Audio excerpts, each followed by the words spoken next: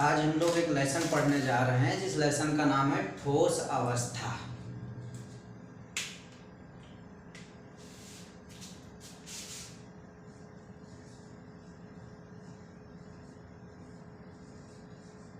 ठोस अवस्था इंग्लिश में कहते हैं सॉलिड स्टेट।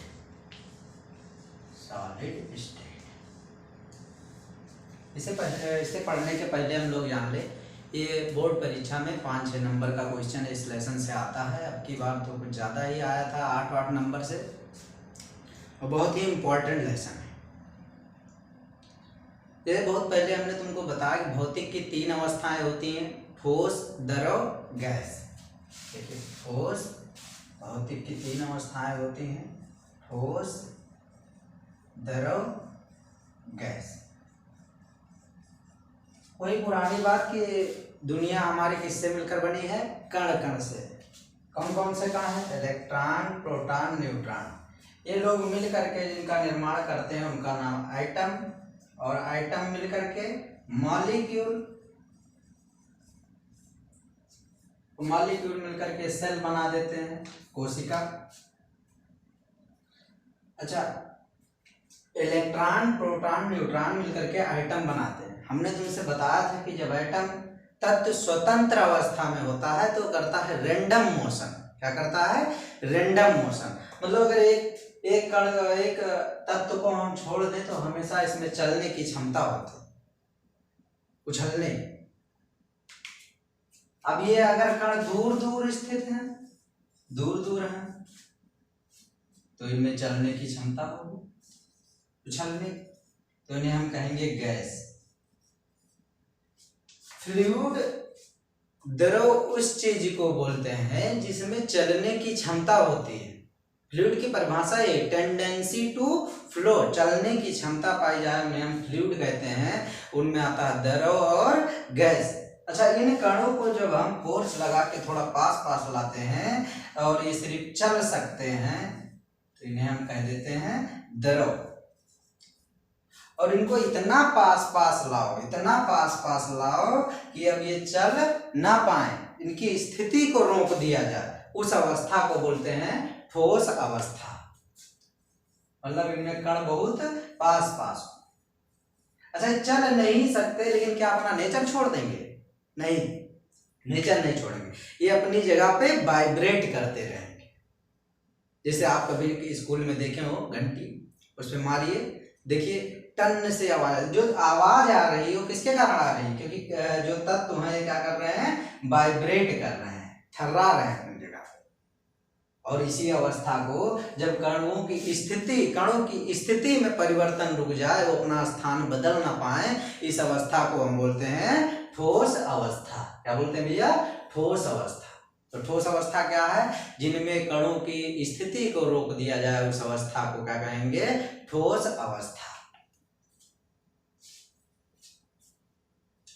ठोस वो पदार्थ होते हैं जिनमें निश्चित आकृति और आयतन पाया जाए। कैसा पाया जाए? निश्चित, यानी कि एक डेफिनिट उनका वॉल्यूम हो, आयतन हो, उनका आकार निश्चित हो, आकार निश्चित हो, आयतन निश्चित हो, कुछ ना कुछ स्थान घेरते हो, तो इनको हम क्या कहेंगे? ठोस कहेंगे।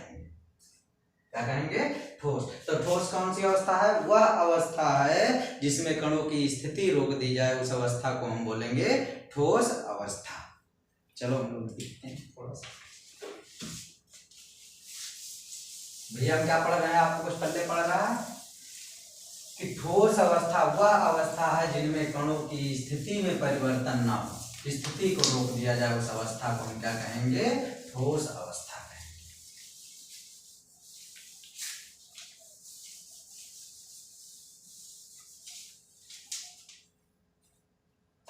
आकर्षण बल के आधार पर ठोस अवस्था, ठोस अवस्था। पदार्थ की वह अवस्था, पदार्थ की वह अवस्था या स्टेज जिसमें कणों की स्थिति में परिवर्तन ना हो, कणों की स्थिति में परिवर्तन ना हो, उस अवस्था को स्थिति में परिवर्तन ना हो, उस अवस्था को ठोस अवस्था कहते हैं। ठोस अवस्था कहते हैं। ठोस अवस्था क्या है भैया? जिसमें कणों की स्थिति में परिवर्तन ना हो। आकर्षण बल के आधार पर, अच्छा इनको हम पास पास कैसे लाए थे भैया? बल लगा के लाए थे। तो आकर्षण बल के आधार पर, बल के आधार पर 4 प्रकार के ठोस होते हैं। कितने प्रकार के? 4। अच्छा कभी आपने पढ़ा हो तो बांड भी। अच्छा देखिए, वास्तव में जो कण हैं इनको आपस में जोड़ने का काम कौन कर रहा है? सोडियम क्लोराइड है। इनको आपस में कैसे हम जोड़े? हमने बहुत पहले बताया कि बॉन्ड नाम का, केमिकल बॉन्डिंग नाम का लेसन पढ़ाया जाता है कक्षा 11 में। उसमें बताया जाता है कि आबंध 4 प्रकार के होते हैं। आयनिक आबंध, जिन आयनों के बीच में आबंध बनता है, धन आयन ऋण आयन। सह संयोजक आबंध, कोवैलेंट बॉन्ड, सह संयोजक आबंध। धात्विक बॉन्ड, धातुओं के बीच बनता है, आयनिक बॉन्ड, सह संयोजक बॉन्ड, धात्विक बॉन्ड। अणुओं के बीच में आणविक बॉन्ड। तो आबंध कितने प्रकार के? 4 प्रकार के। तो भैया 4 प्रकार के आबंधों से इनको जोड़ा जा सकता है। इसलिए जो आकर्षण बल के आधार पे ठोस हमारे कितने प्रकार के? 4 प्रकार के। सबसे पहले आयनिक ठोस, उसके बाद सह संयोजक, फिर धात्विक ठोस, फिर आणविक ठोस। ये हम समझ से केमिकल बॉन्डिंग में 4 प्रकार के आबंध पाए जाते हैं। तो अणुओं को अगर उनकी स्थिति में रोकना है, परिवर्तन ना हो पाए, तो उनको पास पास लाना पड़ेगा। एक दूसरे से जुड़ेंगे तो जुड़ेंगे किसके द्वारा? बांड के द्वारा। तो बांड 4 प्रकार के। इस प्रकार जो हमारा ठोस है वो कितने प्रकार का? 4 प्रकार का। आयनिक ठोस, आणविक ठोस, धात्विक ठोस और सह संयोजक ठोस।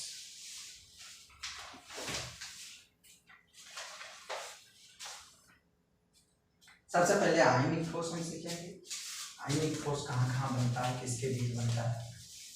तो भैया एक बार फिर से बता दीजिए, ठोस अवस्था क्या है? वह अवस्था जिनमें अणुओं के स्थिति में परिवर्तन ना हो पाए, इस प्रकार की अवस्था को क्या कहेंगे? ठोस अवस्था। ठोस कितने प्रकार के होते हैं? 4 प्रकार के। अच्छा देखिए, किसी को बांटते हैं तो सबसे पहले यही है कि क्या आधार है, किस प्रकार बांट सकते हो। हम कहते 20 प्रकार, तो पूछो क्यों हो रहे हैं? तो सबसे पहले रीजन है, किस लिए?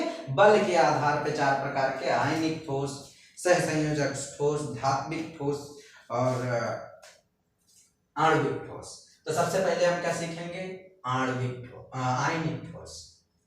आयनिक ठोस इंग्लिश में कहते हैं आयनिक सॉलिड। इनके जो अवयवी कण हैं, अवयवी कण, अवयवी कण क्या है? वही जो छोटे छोटे रिपीटिंग यूनिट हैं, बार बार दोहराई जाने वाली यूनिट है, उन्हीं को अवयवी कण कहते हैं। जो अवयवी कण है इनमें कौन है? उल्टा चार्ज आयन। कौन है?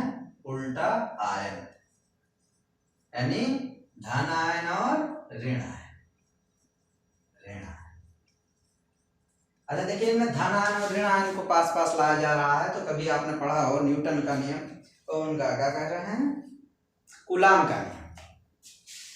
जब दो चार्ज अपोजिट चार्ज को r दूरी पर रखा जाता है तो इनके बीच लगने वाला बल कितना होता है? Q1 Q2 बटे r स्क्वायर। Q1 Q2 क्या है? चार्ज है। इनके बल, जो बल लगता है उनको क्या बोलते हैं? इलेक्ट्रोस्टैटिक, वैद्युत आकर्षण बल। वैद्युत आकर्षण बल, और वैद्युत आकर्षण बल बहुत मजबूत बल है नहीं? तो आयन, धन आयन, ऋण आयन के बीच जो बल लगेगा कौन सा लगेगा? वैद्युत आकर्षण बल लगेगा। तो सबसे पहले इनके अवयवी कण क्या है? धन आयन और ऋण आयन। जो बल लग रहा है वो कौन सा बल लग रहा है भैया? वैद्युत आकर्षण बल। हमने कहा था नॉन मेटल और मेटल, धातुओं और धातुओं के बीच जो बॉन्ड बनता है उनका नाम आयनिक बॉन्ड। तो इनका उदाहरण, एग्जाम्पल, आयनिक ठोस का उदाहरण क्या है भैया? ये कोई क्या? NaCl। देखिए क्लोराइड आयन, ये कौन है? नॉन मेटल है, अधातु है। और सोडियम धातु, धातुओं के बीच जो बॉन्ड बनेगा आयनिक ठोस बोलेंगे। जिंक सल्फाइड, कैल्शियम फ्लोराइड, ये सब क्या है भैया, ये सब आयनिक ठोस के उदाहरण है। किसके हैं उदाहरण। ऐसा देखिए किसके आधार पे बांट रहे हैं, बल के आधार पे। देखिए इनमें अवयवी कण कौन है आयनिक ठोस में, उल्टा चार्ज आयन या आयन, धन आयन और ऋण आयन। पूछे कॉन्स्टिट्यूएंट पार्टिकल जो अवयवी कण है कौन है, तो बताएंगे धन आयन और ऋण आयन। इनके बीच कौन सा बल लग रहा है, वैद्युत आकर्षण बल। इनका उदाहरण क्या है, NaCl, zinc sulphide, calcium fluoride. अच्छा क्या उदाहरण याद करना नहीं, हम जानते हैं धातु और धातु के बीच जो बॉन्ड बनता है उन्हें क्या बोलते हैं, आयनिक बॉन्ड। तो ये धातु है, दो प्रकार की धातु मैंने बताया। फर्स्ट जो यस ब्लॉक है वो सब धातु है। इनमें कौन कौन सा, एल्कली मेटल और एल्कलाइन अर्थ मेटल। इनमें कौन, हाली, ना, के, रब, सीज, फायर। इनमें एल्कलाइन अर्थ मेटल में बेटा, मांगे, कार, स्कूटर, बाप, राजी। तो इन लोगों के बीच में जो धातु के बीच में होंगे, जो धातु होंगे, धातु होगा तो इस प्रकार के जो ठोस होंगे उन्हें क्या बोलेंगे, आयनिक ठोस।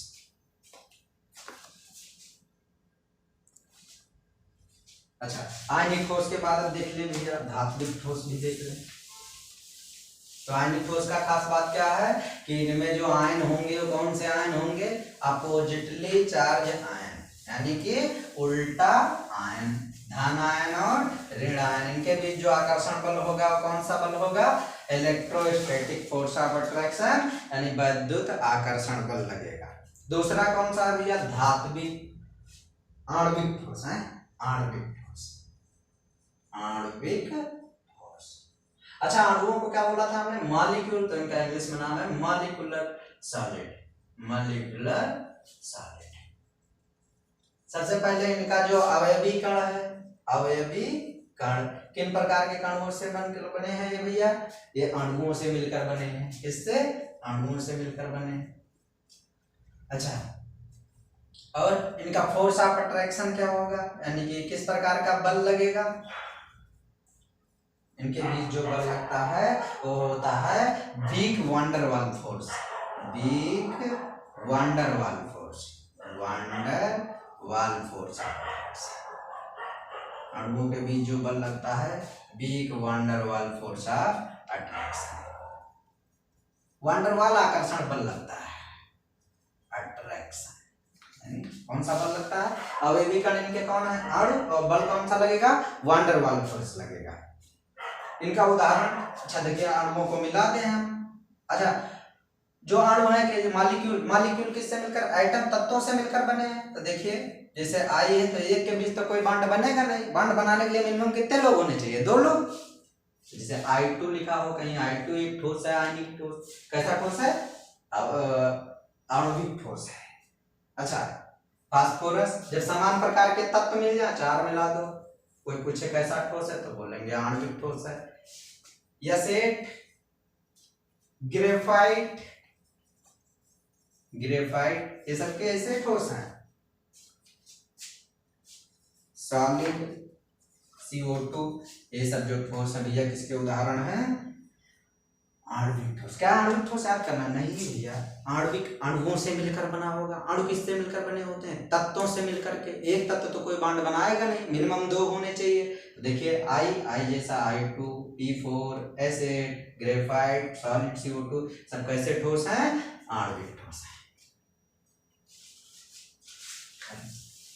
अब कौन सा ठोस पढ़ेंगे, सहसंयोजक ठोस।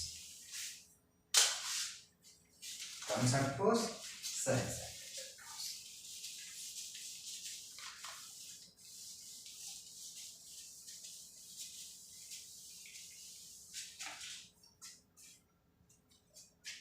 सहसंयोजक ठोस है, सहसंयोजक ठोस। इनको इंग्लिश में कहते हैं कोवैलेंट, कोवैलेंट सॉलिड।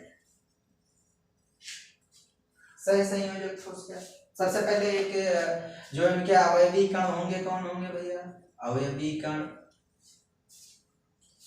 इनके तत्व होंगे, एटम तत्व, तत्वों के बीच के बल लगता है।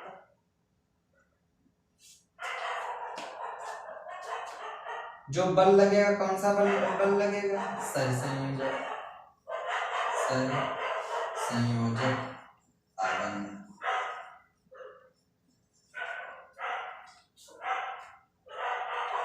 और उनका उदाहरण क्या है भैया, देखिए SiO2। देखिए इनके बीच जो बॉन्ड बना होगा सही संयोजक आबंध बना होगा, SiC B4C डायमंड हीरा। सर जी जान नहीं मिला सही संयोजक आबंध क्या है। केमिकल बॉन्डिंग में पढ़ाया जाता है जब दो तत्वों के बीच इलेक्ट्रॉन साझे से बॉन्ड बनाते हैं साथ साथ, तो उन्हें हम क्या बोलते हैं, सह संयोजक आबंध। तो ये सब इनके उदाहरण है, silicon carbide, B4C, SiO2, silicon oxide, diamond हीरा, ये सब किसके उदाहरण है भैया, सह संयोजक आबंध। दो बातें याद करनी है, अवयवीकरण इनके कौन है, तत्व हैं, बल कौन सा लग रहा है, सह संयोजक आबंध। चलिए इनको थोड़ा डिटेल में बताओ, डिटेल में पढ़ना हो तो कक्षा 11 में पढ़े होते। सही संयोजक आबंध जो होते हैं ये ओवरलैपिंग द्वारा शेयरिंग करते हैं इलेक्ट्रॉनों की और साझे से इलेक्ट्रॉन बनाते हैं, बॉन्ड बनाते हैं इलेक्ट्रॉनों के साझे से, तो इन्हें हम बोलते हैं सही संयोजक। कैरेक्टर साझा कर रहे हैं क्योंकि तभी इनका अष्टक कंप्लीट होता है और अष्टक कंप्लीट करने के लिए तत्व बॉन्ड बनाते हैं। एक लास्ट है धात्विक ठोस। कौन सा ठोस, धात्विक ठोस। दो ही बात इनमें भी पढ़ना है, जो इनके अवयवी कण हैं, अवयवी कण कौन होंगे, धातु होंगे, धातुएं, धातु आयन, और इनका अट्रैक्शन कौन सा, धात्विक बॉन्ड बनेगा। कौन सा बॉन्ड बनेगा भैया, धात्विक बॉन्ड। जैसे कभी आपने सोना चांदी के बारे में सुना हो, Ag, अच्छा Ag थोड़ा लड़कियां जैसा नाम लगता है कि Ag, सुनो ना, तो Ag कौन है भैया, चांदी। कोई लड़के का नाम होता तो क्या होता, चांदा। ऐसे हम याद रखेंगे कि Ag क्या है, चांदी। Au कौन है, सोना। ये सब धातुएं हैं, तो इनके बीच कौन सा बॉन्ड बनेगा, धात्विक ठोस होंगे, उनके बीच बॉन्ड धात्विक बॉन्ड बनेगा।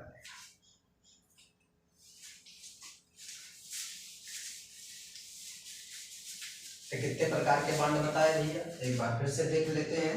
सबसे पहले हमने आपको बताया कि चार प्रकार के बॉन्ड, चार प्रकार के ठोस होते हैं, किसके आधार पर, बल के आधार पर। सबसे पहले हमने बताया आयनिक ठोस, आयनिक, सहसंयोजक, सहसंयोजक, धात्विक ठोस, धात्विक ठोस, और एक कौन सा भैया, आणविक ठोस, आणविक ठोस।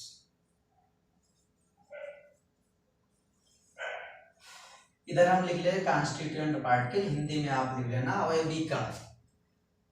आयनिक का क्या था, आयन, उल्टे आयन, धन आयन, ऋण आयन।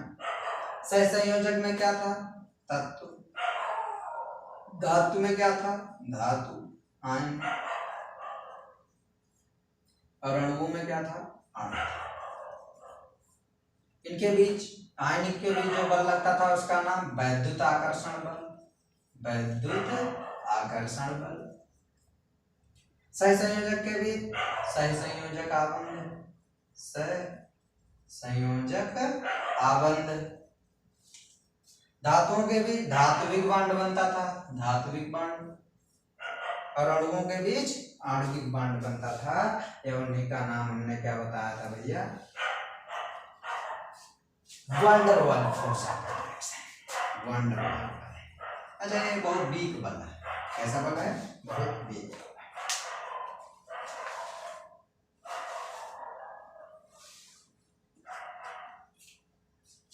चलो इनको मिटा देते हैं। तो अभी तक हम किसके आधार पे चार प्रकार का पढ़ा भैया, बल के आधार। अब हम देख लेते हैं अवयवी कण की प्रकृति के आधार पे ठोस दो प्रकार के होते हैं, अभी से समझा रहे हैं। अवयवी कणों की प्रकृति के आधार पर, प्रकृति के आधार पर दो प्रकार के ठोस होते हैं। सबसे पहले क्रिस्टलीय ठोस। कौन सा ठोस? क्रिस्टलीय ठोस। और दूसरा होता है अक्रिस्टलीय ठोस। अक्रिस्टलीय ठोस। इनको बोलते हैं क्रिस्टलाइन सॉलिड, इनको बोलते हैं एमॉर्फस सॉलिड। एमॉर्फस अच्छा लगता है ना? एमॉर्फस, फस मतलब फस फस, यानी कि ये थोड़ा दब जाते हैं, है नहीं? क्रिस्टलीय ठोस। अब भी कण की प्रकृति के आधार पर दो प्रकार के ठोस, एक का नाम क्रिस्टलीय ठोस, दूसरे का नाम अक्रिस्टलीय ठोस। अच्छा, क्रिस्टलीय ठोस वह ठोस होते हैं जिनमें अवयवी कणों का जो आकृति, आकार, आयतन सब निश्चित होता है, उनकी ज्यामिति निश्चित होती है।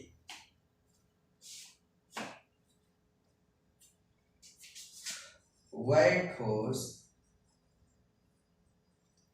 जिनमें अवयवी कणों की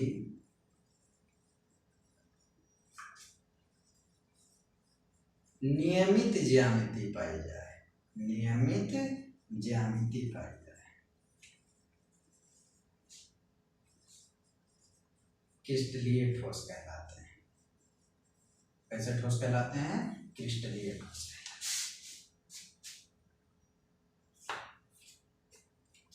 इनमें जो कणों की परास होती है वो दीर्घ होती है, कणों की दीर्घ परास होती है, दीर्घ परास पाई जाती है,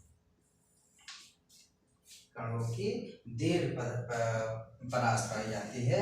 और इन क्रिस्टलीय ठोस को हम बोलते हैं वास्तविक ठोस। कैसे ठोस हैं?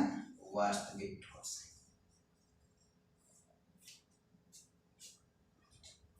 क्या भैया? क्रिस्टलीय ठोस किन्हें कहेंगे? वह ठोस जिनमें अवयवी कणों की निश्चित ज्यामिति, ज्यामिति का इंग्लिश होता है ज्योमेट्री।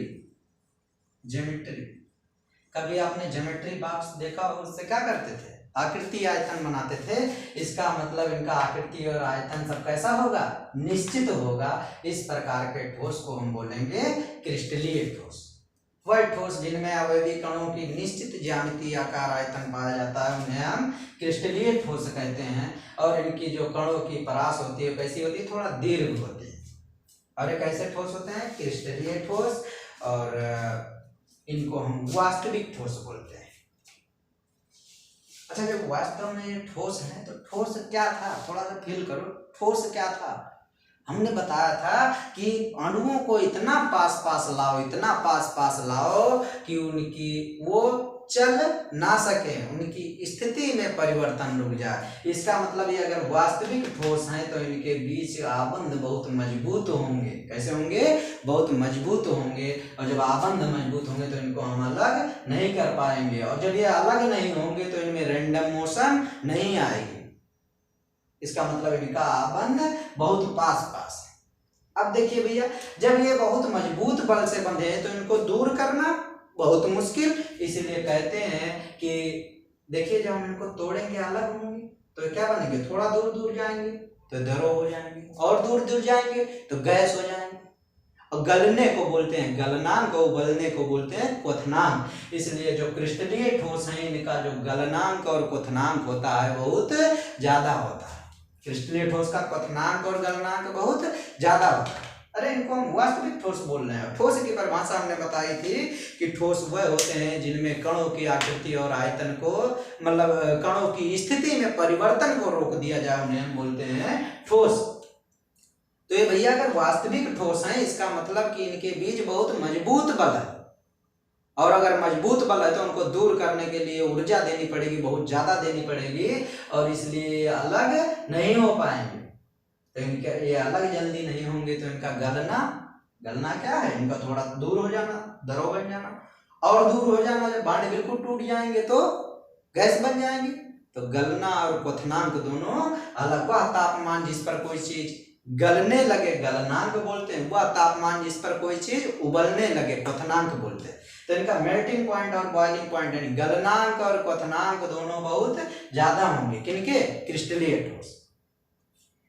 तो थोड़ा सा आकृष्टलीय के बारे में, बिल्कुल क्रिस्टलीय का उल्टा है आकृष्टलीय। वह ठोस जिनमें अवयवी कण की नियमित ज्यामिति ना पाई जाए उन्हें हम आकृष्टलीय ठोस कहते हैं। इनके कणों की परास क्या होगी? लघु परास होगी। और ये वास्तविक ठोस नहीं, कैसे? आभासी ठोस होते हैं। कैसे ठोस होते हैं? आभासी ठोस होते हैं। और इनका मेल्टिंग और बॉइलिंग पॉइंट बहुत कम होगा। क्या होगा भैया? बहुत कम होगा।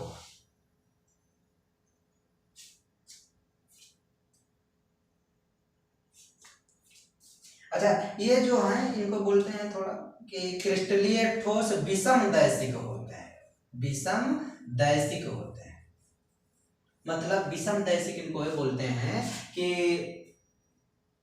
एनाइसोट्रॉपिक होते हैं। एनाइसोट्रॉपिक का मतलब होता है कि विषम, विषम का मतलब अलग अलग, दशक मतलब दिशा, दशाएं। अगर इनके भौतिक गुण में परिवर्तन कर दिया जाए तो सब अलग अलग दिखेंगे। मतलब जहाँ भौतिक परिवर्तन होंगे, विभिन्न अक्षों पर इनका जो परिस्थिति, जो दशाएं होंगी वो अलग अलग होंगी, इसीलिए बोलते हैं विषम दैशिक है।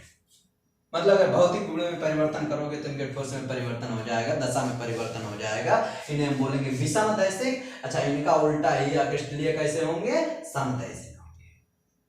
तो भैया आकृष्टलीय और क्रिस्टलीय ठोस समझ में आया? ये पूछा गया है कि क्रिस्टलीय ठोस किसे कहते हैं, आकृष्टलीय ठोस किसे कहते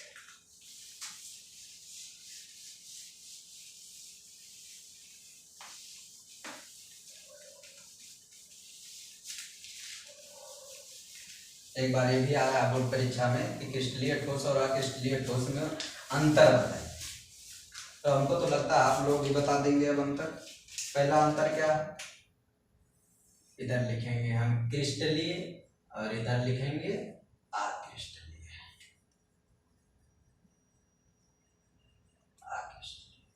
नंबर 1, जो क्रिस्टलीय ठोस हैं कैसे हैं? वास्तविक ठोस है।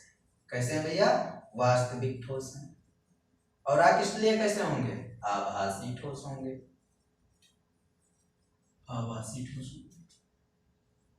अच्छा, वास्तविक ठोस है तो ठोस की परिभाषा से आपको याद रहेगा कि अणुओं की आकृति और आयतन, मतलब अणुओं की स्थिति में परिवर्तन रोक दिया गया। इसका मतलब बहुत मजबूत बांड, और बहुत मजबूत तो गलाने के लिए इनको दूर करना पड़ेगा, तो ऊर्जा ज्यादा देनी पड़ेगी।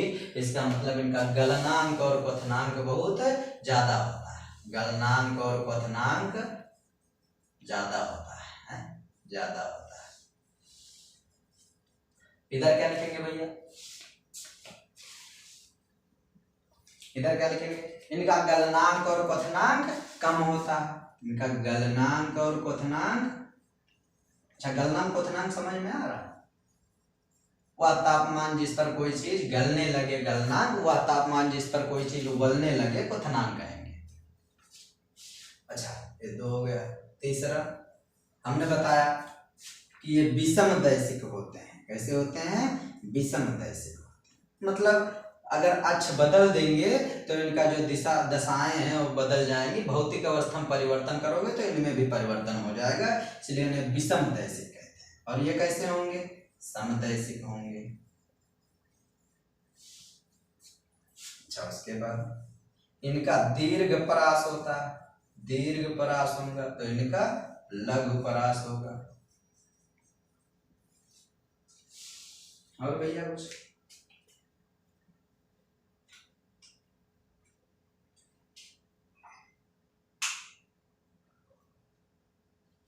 बस कितना सीखोगे, है नहीं?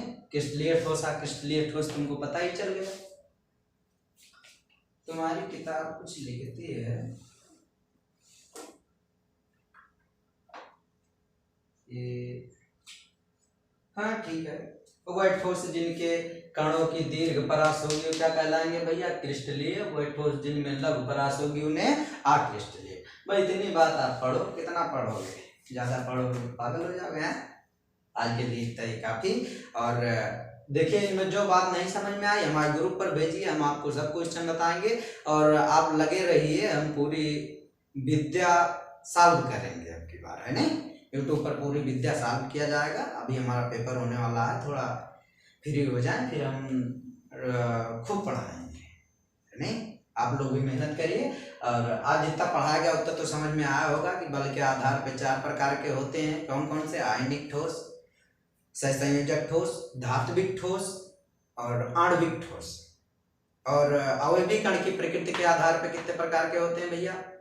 2 प्रकार के, क्रिस्टलीय और अक्रिस्टलीय। क्रिस्टलीय ठोस उन्हें कहेंगे जिनकी नियमित ज्यामिति और आकार है, ये दीर्घ परास के होते हैं और विषमदैशिक होते हैं। और जबकि अक्रिस्टलीय ठोस वह ठोस जिनकी नियमित ज्यामिति आकार नहीं पाई जाए उन्हें हम क्या बोलेंगे? अक्रिस्टलीय ठोस। ये समदैशिक होते हैं और लघु परास वाले होते हैं, इनका गलनांक क्वथनांक बहुत कम होता है और ये आभासी ठोस कहलाते हैं। ठीक है भैया, लगे रहिए।